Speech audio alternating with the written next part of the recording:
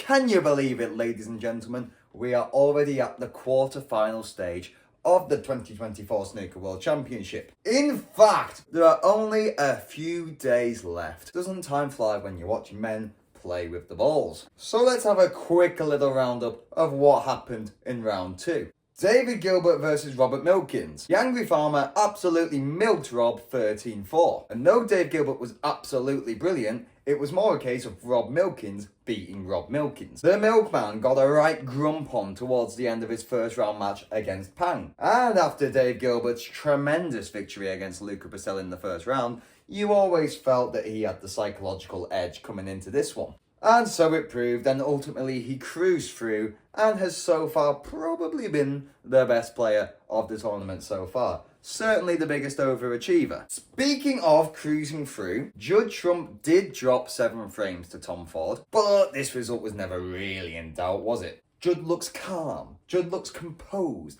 Judd looks like he's got another couple of gears to move through as the tournament progresses. Ominous stuff. Jack Jones has once again decided he wants to rock up at the Crucible, show the world his unbelievable talent and bottle, and then most likely disappear back into the woods for another 12 months. The snooker playing clothing brand beat Siege Arwi 13-9. Now, for those of you who are into mathematics, you will note that that is a 4-frame winning margin. And guess what? In the first session alone, Jack Jones won 4 frames on the final black.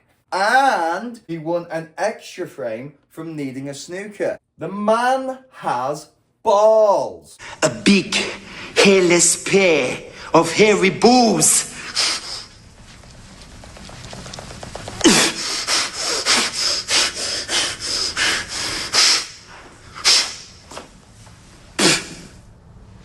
Meanwhile, the second best ever snooker player from Scotland called Stephen beat his old enemy Sean Murphy. Maguire remembered that he's actually really good at this game, just in time to get one over on his deadliest foe. These two have never got on since the infamous Chalkgate incident, but you wouldn't have guessed that from the way they conducted themselves throughout the match. How big could that frame turn out to be for Sean Murphy? There's the little fist. What a dramatic end to the session. And look at the reaction from Stephen Maguire.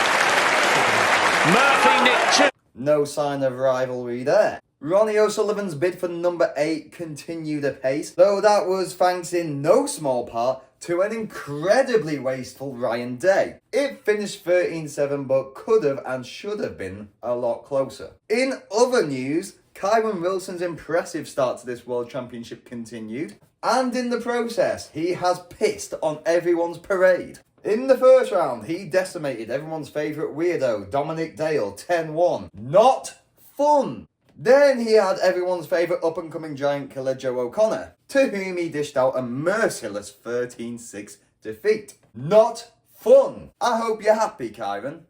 Yet another man who's remembered that he's well good at snooker is Stuart Bingham. He beat Jack Lazowski 13-11, but obviously no one actually watched that happen because we were far too involved in what was going on the other side of the partition. While Bingham got over the finish line against Jack, Mark Allen and John Higgins were playing out the match of the tournament!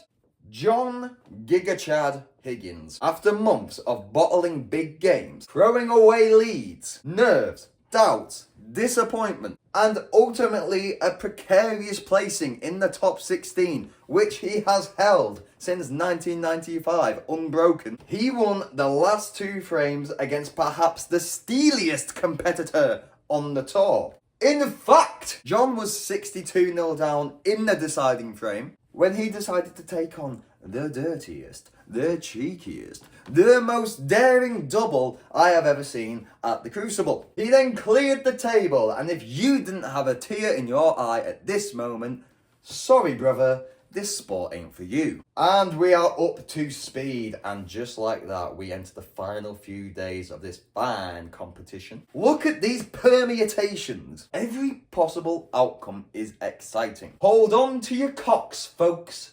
This is gonna be fun.